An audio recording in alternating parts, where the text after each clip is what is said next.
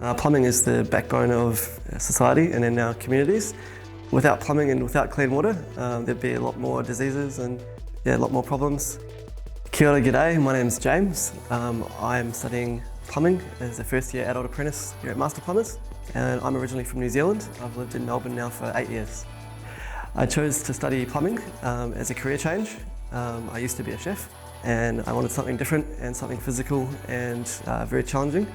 Being a Kiwi, having moved here from New Zealand, it's quite challenging as far as financial pressure goes. I need to get a little bit of assistance and was quite happy that Reece stepped forward and offered me the NextGen grant.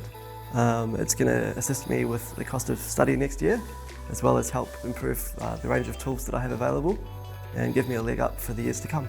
I would love to work for a large commercial company as a qualified plumber one day, with the idea of looking forward to perhaps one day owning my own company.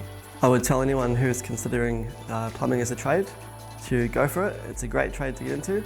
There's a very diverse range of work out there and you'll never be without a job.